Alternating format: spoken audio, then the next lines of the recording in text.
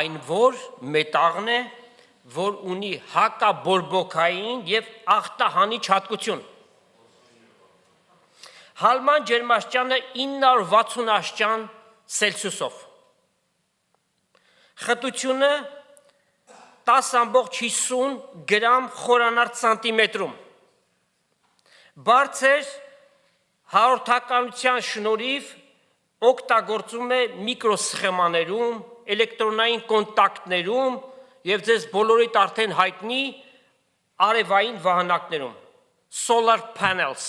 որ տների վրա դնում են, էլեկտրականություն են ստանում, ուրեմն այս մետաղը լայնորեն գործածվում է այս նշված բաների մեջ։ Տարերի պարբերական համակարգի 47-րդ տարին է, այսինքն Մենդելեևի աղյուսակում 47-րդ տեղն է գրավում և ուրեմն նշանը AG, գիտեք, լատիներենից է գալիս արգենտիում, այդպես է կոչվում։ Լայնորեն կիրառվում է վերքերի բուժման և ատամնաբուժնության մեջ։ Չեք ասում։ Փայլուն, սպիտակ, ազնիվ և թանկարժեք մետաղ է։ Տիգրան եղբայրը առաջինը լսեցի։ Արծաթն է դա, silver, cerebro։ Ոսկերչության մեջ, ոսկերիչներ կան այստեղ, շատ լավ գիտեն, թե ինչպես լայնորեն այն գործածում է, զարդեր են պատրաստում։ Լայնորեն հանդիպում ենք նաև Սուրբ գրքում։ Նախ պիտի բերենք մի օրինակ, որտեղ արծաթի գործածությունը բացասական իմաստով է։ Եվ Ծննդոց 37-րդ գլխում է, դա մի պատմություն է այնտեղ գրված, Աբրահամ նահապետի որդին, ով էր Իսահակը, Իսահակի որդին Հակոբը, Հակոբը ունեցավ 12 զավակներ, որոնցից մեկին ամենաշատն էր սիրում, ով էր նա, Հովսեփներ, այդպես էլ գրված է Ծննդոց 37-րդ գլուխ և 3-րդ համար, նախ որ իր շատ սիրելի Ռաքել կնոջ զավակներ, մյուսը Բենյամիններ, և մի յուրահատուկ ուրեմն վերաբերմունք ուներ Հովսեփի վերաբերյալ, այս հանգամանքը նախանձի գրգռեց իր եղբայրներին, նախանձեցին։ Նախանձը սարսափելի մի բան է, այն անտեսանելի է, բայց մարդու ներսում այն բորբոքվում է։ Շարունակական նախանձը ինչ է բերում, շարունակական նախանձը, ինչպես գրված է, ոսկորներն է փթեցնում և նաև նախանձի որպես հետևանք ատելություն։ Եվ եթե այդ ատելությունն էլ շարունակական դառնա, ինչ? Սպանելու մտադրություն։ Հովսեփի եղբայրների մոտ այս ամենը զարգացավ։ Նախանձ, ատելություն, ապա որոշեցին սպանել, իրենց եղբորը, հարազատ եղբորը սպանել։ Բայց աստվածային նախախնամությամբ այդ բանը տեղի չունեցավ, Աստված արգելեց, եկեք կարդանք Ծննդոց 37-րդ գլխից և 23 համարից։ Հովսեփը իր եղբայրների մոտ եկածի պես մերկացրին Հովսեփը իր պատմուչանեն, գեղեցիկ պատմուչան ուներ, հագած, այսինքն իր վրայի բազմագույն պատմուչանեն, և առին այն ու գուբը նետեցին փոսի մեջ, և առան նրան գուբի մեջ նետելով, գուբը դատարկ էր, մեջը ջուր չկար, երբ նստան հաց ուտելու, իրենց աշկերը վերցրին և տեսան, որ իսմայելացիների մի քարավան կգա Գազայից, որ իրենց ուղտերը համեմներով և բալասանով և զմուրսով բեռնավորված Եգիպտոս տանելու կերթային։ Եվ Հուդա ասավ իր եղբայրներին. ինչ օգուտ կլա, եթե մեր եղբայրը մեռցնենք ու անոր արյունը ծածկենք։ Եկեք իսմայելացիներին ծախենք զանիկա և մեր ձեռքը անոր չդիպչի։ Ուրեմն Հուդան մտածեց մյուս եղբայրների դեմ ինչպես պայքարեմ, ուզում են սպանեն, ավելի լավ է կյանքը խնայվի, բայց ծախենք, ուղարկենք թող գնա Եգիպտոս, այդ կերպով ողջ մնա։ Անոր եղբայրները հաճեցան այս խոսքի վրա ու երբ մադյանացի վաճառականները կանցնեին, Հովսեփ գուբեն քաշեցին եւ դուրս հանեցին եւ իր եղբայրները իսմայելացիներին ծախեցին Հովսեփը 20 կտոր արծաթի։ Անշուշտ Եգիպտոս տարան Հովսեփին եւ մյուս եղբայրը, որ խիստ սրդողեց իր եղբայրների կատարած ուրեմն այս քայլից,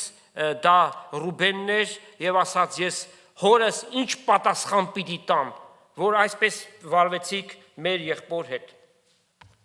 Նույնպես աստվածային նախախնամությամբ Հովսեփը Եգիպտոսում բարձացավ։ Գիտեք, այնտեղ բանտ դրվեց, հետո Աստված իր հետ էր, բարձացավ միջև Փարավոնից, հետո երկրորդը եղավ։ Այս պարագային արծաթը որպես ինչ ծառայեց, մարդուն ծախելու միջոց։ Հին ուխտի մեջ մի շարք անձեր հանդիսանում են Տեր Հիսուսի խորհրդապատկերը, կամ ասենք նախատիպարը, prototype։ Հովսեփը դրանցից մեկն է, եւ ինչպես Հովսեփին իր եղբայրները 20 կտոր արծաթով ծախեցին այդ քարավանին Եգիպտոս գնալու համար, նույնպես Տեր Հիսուսին իր եղբայրակիցները 30 կտոր արծաթով ծախեցին։ Անշուշտ որ այդ քայլը կատարեց Հուդան, բայց Հուդան մարմնավորում է բոլոր նրանց, ովքեր որ հակառակ էին Տեր Հիսուսին, ուզում էին սպանել, ովքեր էին ուզում քահանայական կազմը եւ բոլոր նրանք, ովքեր որ գոռում էին խաչահանի, խաչահանի։ Բուն կատարված դեպքից 500 տարի առաջ այդ մասին մարգարեություններ գրվել։ Եվ կարդում ենք մարգարեությունը Զաքարիայի 11-րդ գլխում։ Զաքարիա 11, 12, 13 համարները։ Անոնցսի Հուդայի բերանով է խոսվում այստեղ։ Եթե ձեր աչքերին հաճո կերևա, իմ վարձքս տվեք, ապա թե ոչ ձանց արեք։ Իմ վարձքիս համար 30 արծաթ կշռեցին, Տեր ինձ իսավ զանիկա բրուտի նետե, ասիկա վայելուչ գին մնե, որ անոնք ինձի համար կտրեցին, 30 արծաթը առի, զանիկա տիրոջ տունը բրուտին նետեցի։ Եվ թե Մատթեոսի ավետանում, թե Մարկոսի ավետանում գրված է այս մարգարեության կատարման համար։ Եվ որքանով է հրաշալի Աստծո խոսքը, հրաշալի է, այդքան մարգարեական խոսքեր, որ կատարվել են, կատարվում են և դեռ պիտի կատարվեն, 2 միլիարդ մուսուլմաններ հետևում են մի գրքի, որ կոչվում է Ղուրան։ Դա այն գիրքն է, որի մեջ գեթ մեկ մարգարեություն չկա գրված։ Եվ եթե աստվածային է, պետք է որ մարգարեական խոսք լինի, որովհետև Աստված չեղածը եղածի պես է կանչում։ Աստված դեռ որևէ բան չեղած, իր ծրագրի համաձայն ամեն բան ավարտված է Աստծո մոտ։ Ուրեմն մարգարեության կատարվել է Մատթեոս 26-րդ գլուխն է սա, 14-ից 16 համարները։ Այն ատեն 12-ից մեկը, որ Հուդա Իսկարիոտացի կկոչվեր, գնաց քահանապետներին եւ ասավ. Ինչ կտակ ինձ, որ ձեզ մատնեմ նրան, այսինքն Հիսուսին։ Նրանք 30 սիղ արծաթ խոստացան նրան։ Ասկե հետո պատեհություն կփնտրեր, որպեսզի զանիկա մատներ եւ հավաքեց մարդկանց տարավ իր հետ եւ այդ համբուրը, որ տվեց Տեր Հիսուսին մատնության համար էր։ Արծաթը Աստծո խոսքի մեջ մաքրության նշան է,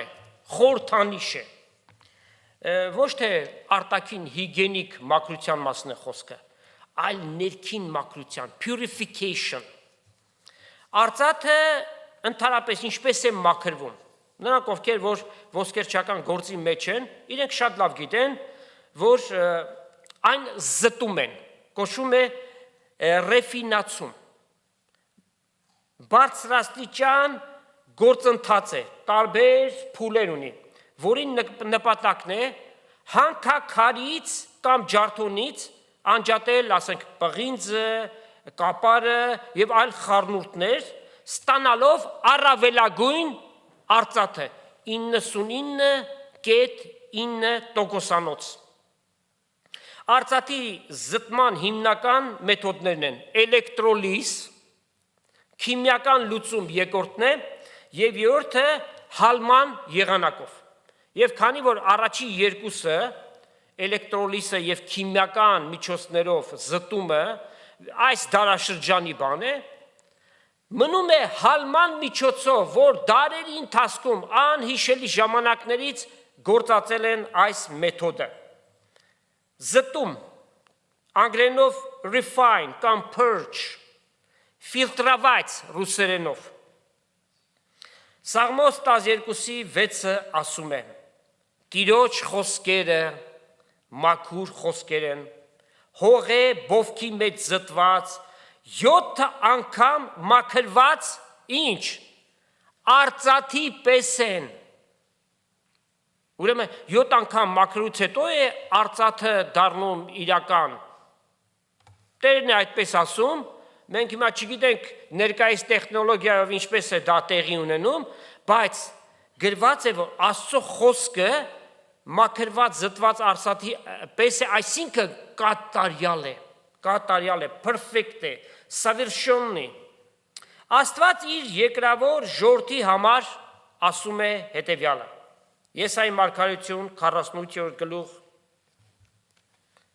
9-10 ամաները։ Աստված շատ բարկացած էր իր երկրավոր ժողովրդի վրա,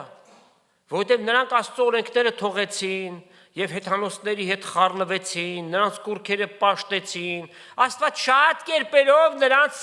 պատժեց, բայց խելքի չեկան։ Եվ ասում է. ես իմ անվանս համար բարկությունս պիտի հետաձգեմ եւ իմ փառքիս համար պիտի համբերեմ քեզ, որպեսզի քեզ չկորցնեմ։ Ահա քեզ մաքրեցի, բայց ոչ թե արծաթի պես, այսինքն միջի հիմա չմաքրվեցիր։ Փորձեց, բայց չմաքրվեց։ Քեզ նեղության հալոցի մեջ փորձեցի։ Ասիկա ինձի համար պիտի ինեմ, ինչու իմ անունս պղծվի, ես իմ փառքս ուրիշ մեկին չեմ տալիս։ Ուրեմն մենք գիտենք, որ Աստծո երկրավոր ժողովրդի կյանքում շատ դեպքեր իրադարձություններ տեղ ունեցան, որով Աստված շատ պատիժներ նրանց վրա բերեց, եւ այստեղ ինչ նշվեց, նեղության հալոցքի մեջ, դարեր շարունակ, օրինակ 430 տարի Եգիպտոսի գերություն, եւ այնտեղ ինչպես նրանց վրա իշխեցին, նրանց ճնշեցին, ստրուկի կարգավիճակ ունեին, 70 տարի բաբելոնյան գերություն, 70 թվականին Քրիստոսի թվարկության, երբ հռոմեացիները Երուսաղեմը ավիրեցին, տաճարը քանդեցին, հրեաները աշխարհով մեկ տարածվեցին, հիմնականում Եվրոպա, Միջին Արևելք, որտեղ նրանք պանդուխտի նման են, երբեք էլ ընդունելություն չգտան։ Եվ անշուշտ գիտենք, որ 1941-ից 45 թվականներին մասսայական նրանց ոչնչացման ծրագիր կար, որ կոչվում է ողջակիզում, հոլոկոստ, 6 միլիոն հրեա մահացան։ Բայց սա դեռ վերջը չէ։ Դեռևս չեն զտվել, դեռևս այդ նեղության հալոցքի մեջ են, դեռ սպասում է եւս մի սարսափելի իրադարձություն, որ պիտի տեղի ունենա մեծ նեղության շրջանին, երբ որ ները սկսի հալածանքները հրեաների հանդեպ, մարգարեական խոսքը ասում է, որ նրանց 3-ից 2-ը պիտի սպանվեն, 3-ից 2-ը, սակայն Աստված ասում է, ես ինձ համար մնացորդ եմ թողել, եւ այդ մնացորդը 1/3 մասն է, այդ 1/3 մասը պիտի փրկվի մեծ նեղության շրջանի ամենավերջում։ Երբ որ Քրիստոսին, որ երկնքից պիտի գա, նրանք պիտի տեսնեն եւ այդ մնացորդը պիտի ապաշխարի։ Ինչպես մեկ հատիկ զավակի վրա մարդիկ կլացեն, այնպես նրանք լացով ու կոծով պիտի ապաշխարեն։ Քրիստոսի գալուստը, մեկ անգամ եւս ճշտենք, գիտեք դուք, Քրիստոսի գալուստը երկու հանգրվանով պիտի լինի։ Two stages։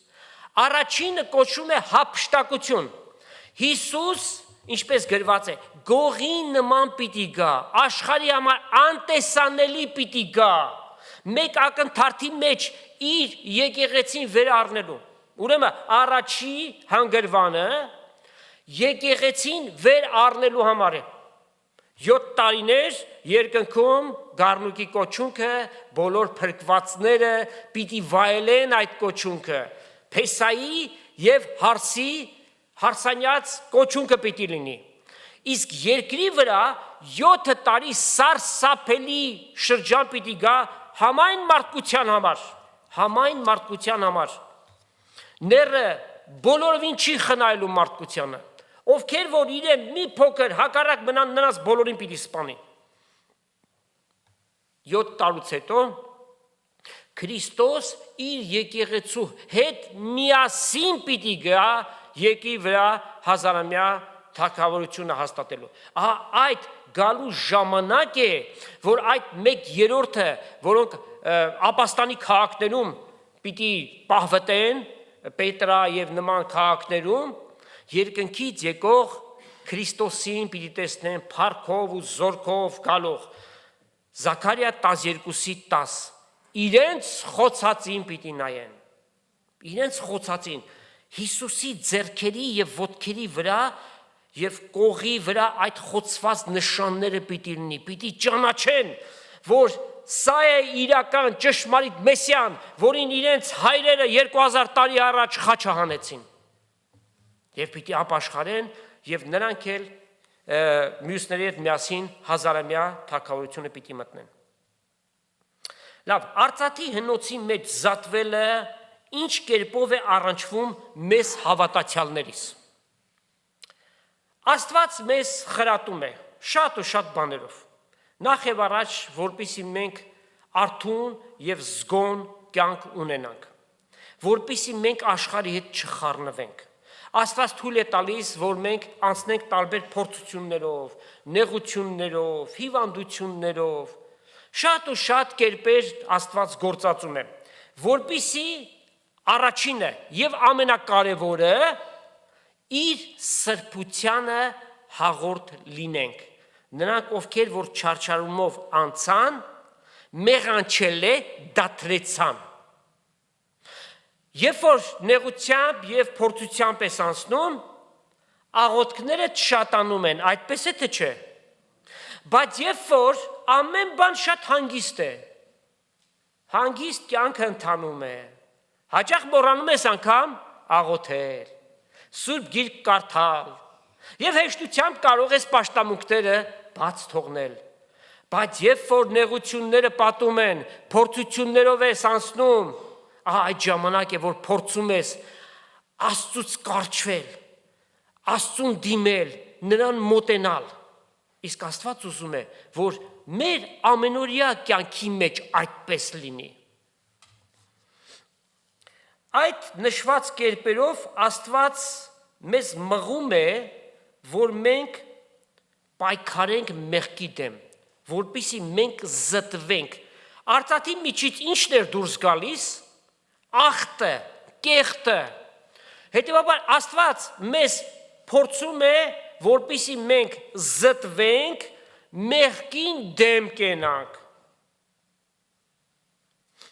Սաղմոս 66:10 ասում է. Վասնզի ով Տեր, դու քննեցիր մեզ, ով Աստված, փորձեցիր մեզ, ինչպես արծաթը կփորձվի, այլ կերպ ասած, կզտվի։ Եվ ինչ նպատակով է սա։ Նպատակները բազմաթիվ են։ Առաջինը իր սրբությանը հաղորդ լինել, նաև իր ուզած ձևով այս կյանք ապրել։ Կարդանք Եփեսացիների առաջի գլուխը եւ 4-րդ համարը։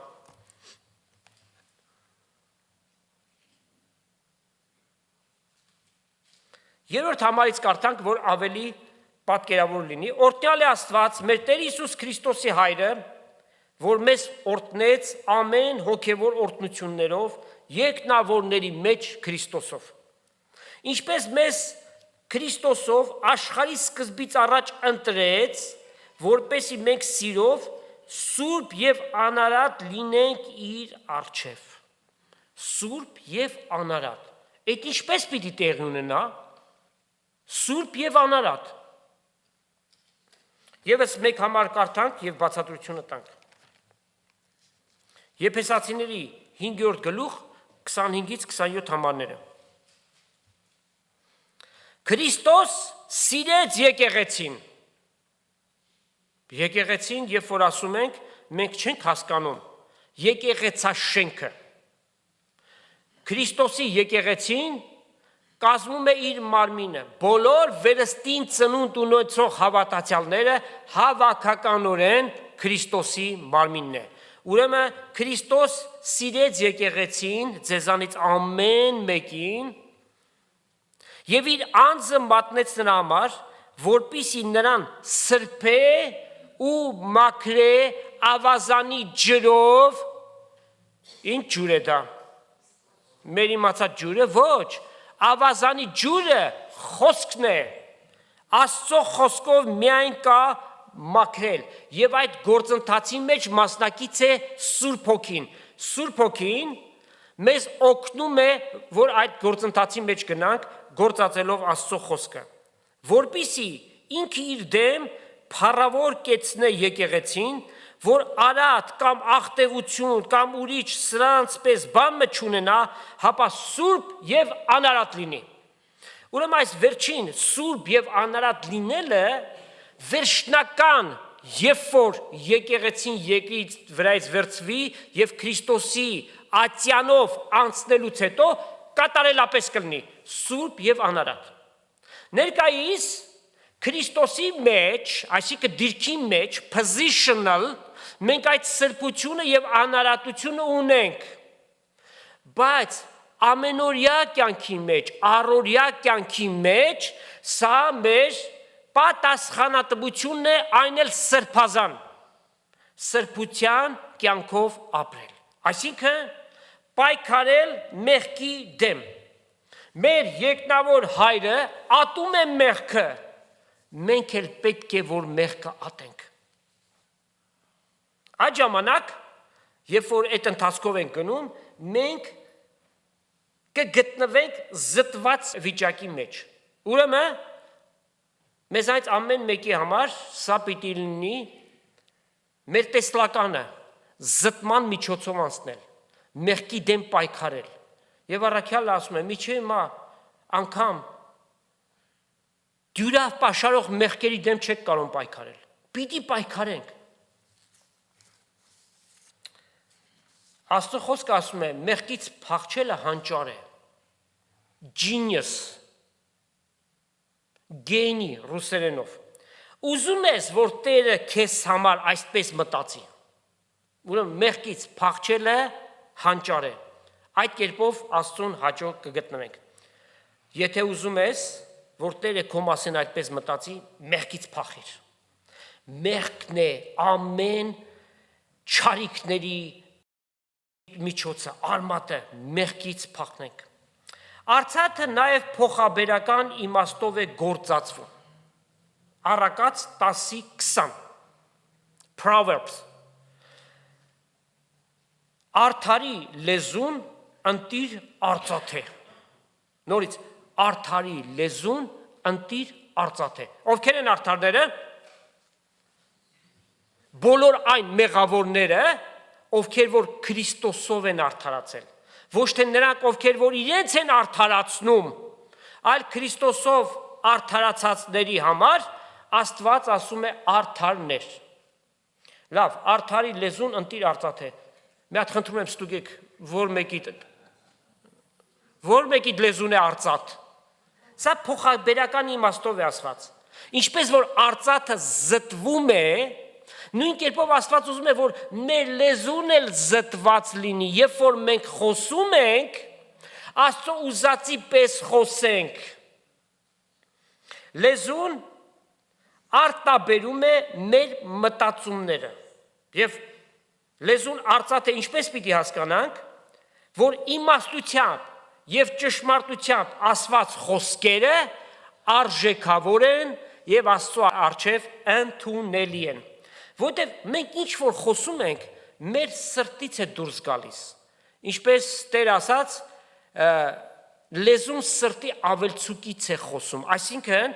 մեր խորհուրդների և մտածումների կենտրոնում, որ մեր անձն է, այնտեղ ձևավորում է մեր մտածելակերպը և դրա համար մեր անձը գործածում է լեզուն, այս փոքրիկ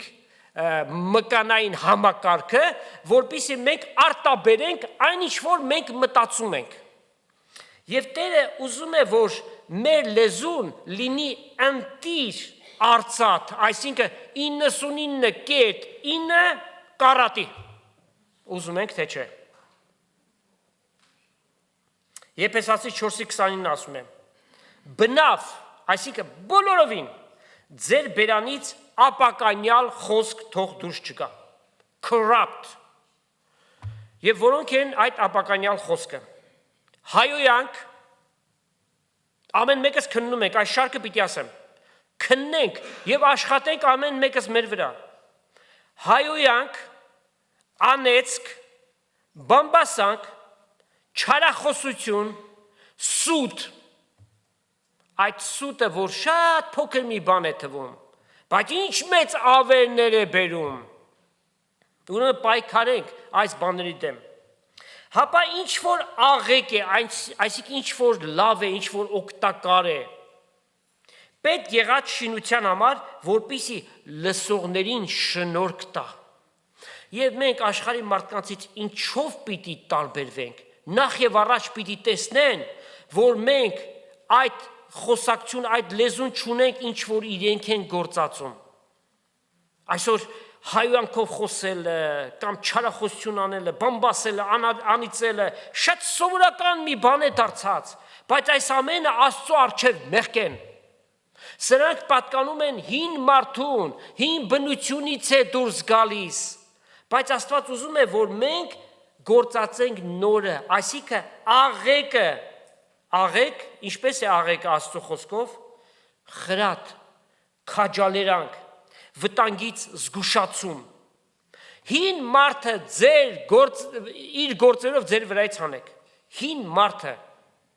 հին հորի իր բնավորության գծերով, շատ հաճախ աշխարհի մեջ մենք տեսնում ենք, պատահում են մարդիկ զարգացած, կրթված մարդիկ, բայց այնպիսի վարվեցողություն ունեն, մենք անշուշտ հասկանում ենք, դա Ադամի բնությանն է վերաբերում, բայց Աստված ուզում է, որ մենք գործածենք մեր մեջ բնակված նոր անձը, նոր մարդը։ Եկեք կարդանք Կողոսացի 3-րդ գլուխ 5-10 համարները,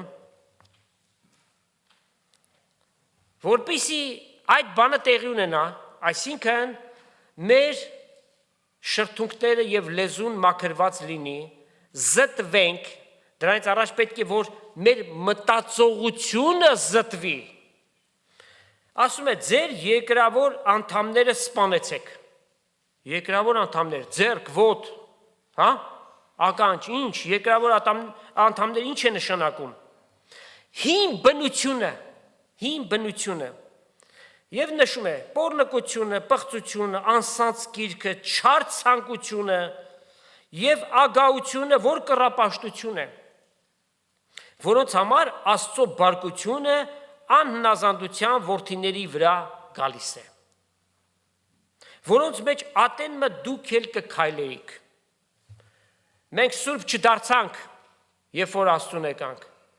մենք մեր բնության պիղծ էինք, երբ որ Տիրոջը եկանք, և խնդրեցինք, և Տերը մեր մեղքերը ներեց, և ամեն անգամ էլ ներում է,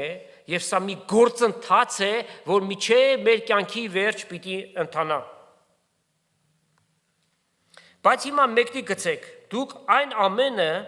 բարկությունը, սրտմտությունը, չարությունը, հայությունը,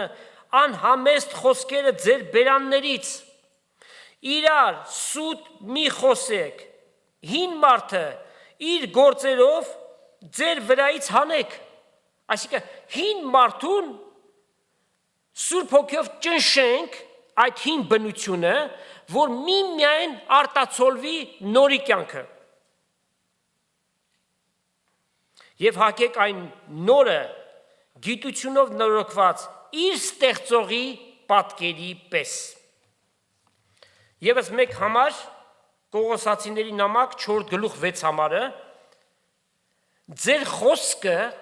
ամեն ատեն շնորհքով, որպես թե աղով համեմված լինի։ Եվ Հիսուս ասաց, դուք եք աշխարհի լույսը, դուք եք աշխարհի աղը։ Երբ որ մի բան ուտում ես, ասում ես, աղի պետքություն կա սրան, առանց աղի չի ուտվում, չէ՞։ Թեև գիտնականները հիմա ասում են, որ շատ աղ գործածելը վնասակար է, բայց աղով համեմված թող լինի մեր խոսքը, որպեսզի աղով համեմված լինելով եւ գիտենաք, թե ինչպես կվայելե ձեզ ամեն մեկին պատասխան տալ։ Այդ ժամանակ, երբ որ այդպես ստացվի, մենք կարող ենք ասել, որ մեր լեզուն մաքուր զտված արծաթի նման է։ Սուրբ գրքում մի շատ պարագաներում դրամի, այսինքն փողի փոխարեն գործածվում է արծաթը։ Եվ նաև այդ կերպով է նկարագրված մամոնան։ Արծաթը, դրամը, ընդհանրապես փողը մեղք է։ Ոչ, մեղք չէ։ Դա այս կյանքը ապրելու համար անհրաժեշտություն է։ Բայց արծաթասիրությունը, այսինքն դրամասիրությունը, ահա դա է մեղք։ Փողասիրություն, որից շատ ու շատ չարիքներ են գալիս։ Դրամասիրությունը գրավում է մարդու սիրտը։ Դրամ, երբ որ ասում ենք, Հայաստանում գործածվող դրամը ի նկատի չունենք։ Դրամասիրություն, այսօր շատ մարդիկ սիրում են դոլարը, եվրոն, չէ՞։ Ուրեմն դրամասիրությունը վտանգավոր է։ Ուրեմն դրամ ունենալը բոլորովին սխալ մի բան չէ, այս կյանքի համար է, Տերը տվել է, օրհնել է, Աստծո փառքի համար էլ կգործածես եւ նաեւ քո ընտանիքիդ ու ամեն պետքերիդ անհրաժեշտություններիդ համար։ Բայց դրամասիրությունը սկսում է մարդու սիրտը գրավել եւ այն դառնում է դրամապաշտություն։ Եվ այն, որ խորանում է, դրանից հետո ծնվում է ագահությունը, greediness, ագահություն։ Երբեք չհագենալ։ Այդպիսիների սրտի մեջ աշխարհը դնես, չի ասի բավարար է, ավելի։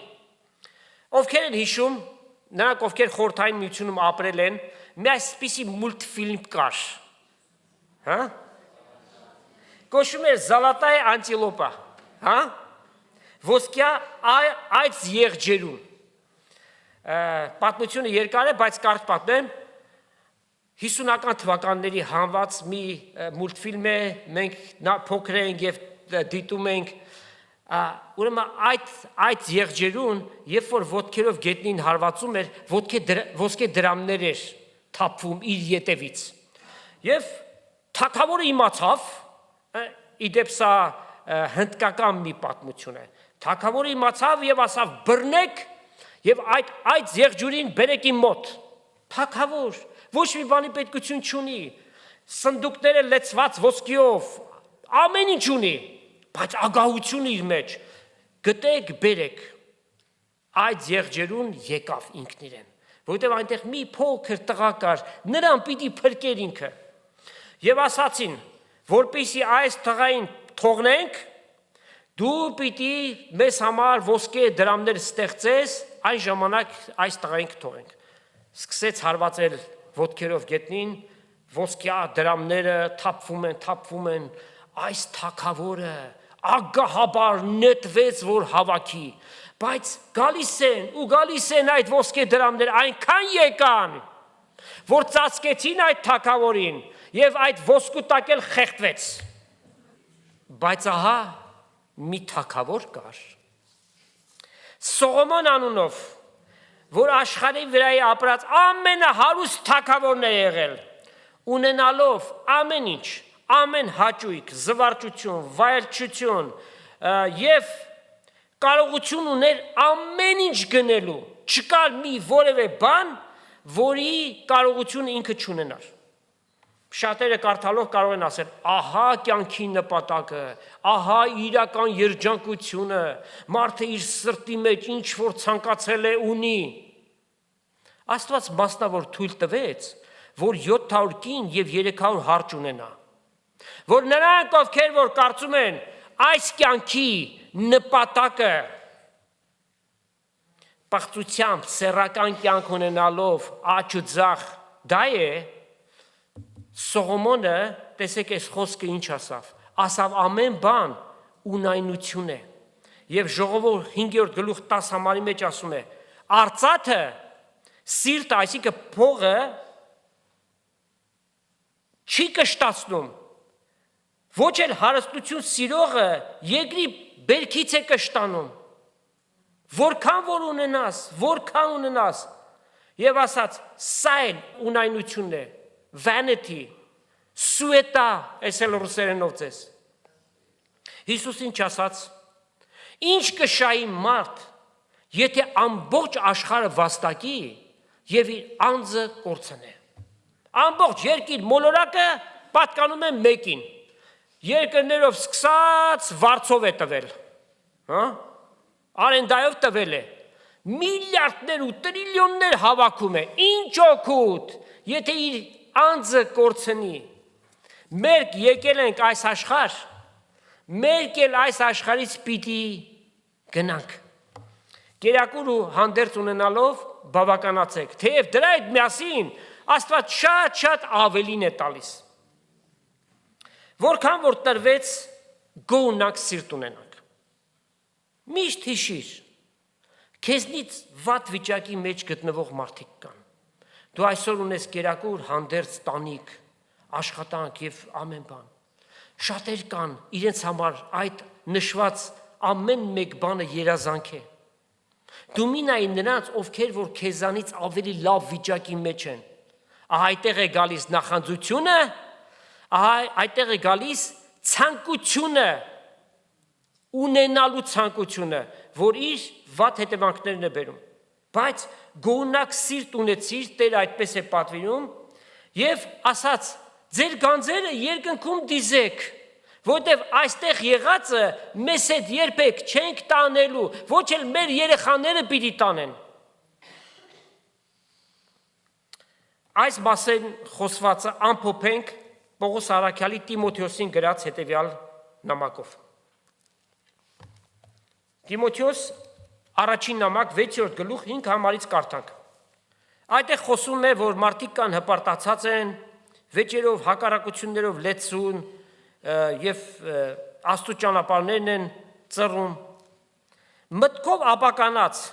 և ճշմարտությունից հեռացած մարդկանց զրաբանություններ են սովորեցնում, որոնք աստվածպաշտությունը շահավաճառության են ենթարկել, այսինքն իրենց նպատակը Աստծո միջոցով, խոսքի միջոցով շահ ստանալն է։ Սակայն աստվածպաշտությունը գոհունակությունով մեկտեղ մեծ շահավաճառություն է։ Եվ նրանք, ովքեր որ աստվածպաշտությունը շահավաճառության են ենթարկել, Տերը ասում է այդպիսիներից մեկ դիկացեք։ Վասնզի որևէ բան չբերեցինք այս աշխարհ և հայտնի է, որ որևէ բան մեզ հետ չենք տանելու, հապա կերակուր և հանդերձ ունենալով դրանով բավականացեք։ Բայց նրանք, որ հարստանալ կուզեն, եթե այդ հարստացման պրոցեսը բնականon ձևով ընթանում է, լավ աշխատանք և այլն, սա խնդիր չէ, բայց եթե այդ ցանկությունը ամեն կերպերով հասնել դրան, կընկնեն փորձության եւ որոգայթի եւ շատ հիմարական ու վնասակար ցանկությունների մեջ, որոնք ավերումի կամ կործանումի մեջ կընկնեն մարդկանց։ Վասնզի բոլոր չարությունների արմատը ի՞նչն է։ Արծաթասիրությունը, դրամասիրությունը, չի ասում արծաթը կամ դրամը, արծաթասիրությունը, որին մեկ քանիները անձնատուր լինելով հավատքից մոլորեցան եւ իրենք շատ ցավերով խոցեցին։ Ուրեմն սատանան ունի այդ լծակը արծաթասիրության, դրամասիրության միջոցով այն վերածինչի դրամապաշտության, որից հետո կգա արդեն ագահության շրջանը, ագահություն, միայն ունենալ, միայն կդառնա իր համար նշանաբան։ Բայց արծաթը, այսինքն փողը, իրենից մեղք չի ներկայացնում, բոլորս ընտանիք ունենք, կենցաղ ունենք եւ բոլորն էլ ուզում են կյանքի հարմարավետություններ իրենց ընտանիքի անդամների, զավակների համար ստեղծել։ Աստծո խոսքում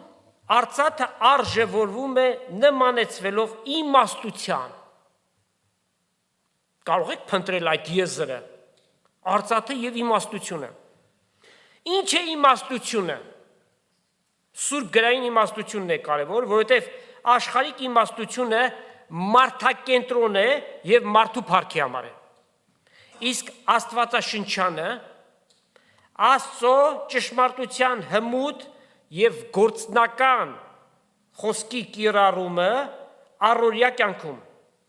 այն շատ ավելին է, քան պարզապես մտավոր գիտելիքը։ Այն կարողություն է կատարելու արդար ընտրություն քո կյանքի մեջ, զանազանելու բարին չարից, եւ Աստված ինչ է ասում, ամեն բան քննեք, բարին ամուր բռնեք, եւ ապրելու այնպես, որ պատիվ կբերի Աստծուն եւ օգուտ կտա շրջապատի մարդկանց։ Արծաթի եւ իմաստության կապը գտնում ենք այստեղ։ Առակաց 2-րդ գլուխ 3-6 համարները։ Եթե դու իմաստությանը քեզ կանչես, այ քեզ բան։ Ինչ է այդ իմաստությունը։ Այսինքն շոշափելի մի բան է, tangible։ Եթե կանչես, ինչպես պիտի կանչենք։ Իմաստությունը ինչ է։ Անձնավորություն է։ Հիշենք, առաջի Կորինթացիս առաջ գլուխ 30 համար։ Հիսուս մեզ Աստծուց ինչ եղավ։ Արդարություն, սրբություն, ճշմարտություն, փրկություն, իմաստություն ու ամեն բան։ Եվ քո ձայնդ հանճարին ուղղես, եթե այն արծաթի պես փնտրես, որպես թանկարժեք մի բան, եւ ծածուկ գանձերի պես խնդրես, այն ատեն Տիրոջ վախը պիտի հասկանաս եւ Աստծո գիտությունը պիտի գտնես, վասնզի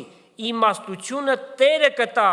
գիտությունն ու հանճարը նրա բերանից են։ Եվ ավելի պարզաբանում առակաց առաջի գլուխ եւ 7 համար ինչ ասում, իմաստության սկիզբը Տիրոջ վախն է։ Ահա ամեն բան այդտեղից է սկսում։ Այդ վախն է, որ մարդուն մղում է ապաշխարության իր մեղքերի համար։ Օրհնյալ է մեր Տերը։ Ասում է, բայց հիմարները իմաստությունն ու կրթությունը աստվածային կանարգեն։ Հիսուս պարզորոշ բացատրում է աստվածային իմաստությունը։ Պայման չէ, որ մեկը հաստափոր գրքեր կարդացած լինի։ Թեև լավ է, ամեն կողմով զարգացած լինել շատ լավ բան է, եւ որևէ պայման չէ, որ որը մեկը Արքիմեդի օրենքը իմանա։ Կամ Տորիչելի փորձը ինչպես է այն կատարել, ելի եւ պատմի։ Դրա անհրաժեշտությունը չկա։ Գիտես լավ է, որքան շատ իմանաս լավ է։ Սակայն նորից առակաց գրքին պիտի դիմենք, առակաց 8-րդ գլուխ եւ 12 համարից։ Հիսուս է խոսում։ 5 տակարանում ասում է. Ես եմ իմաստությունը։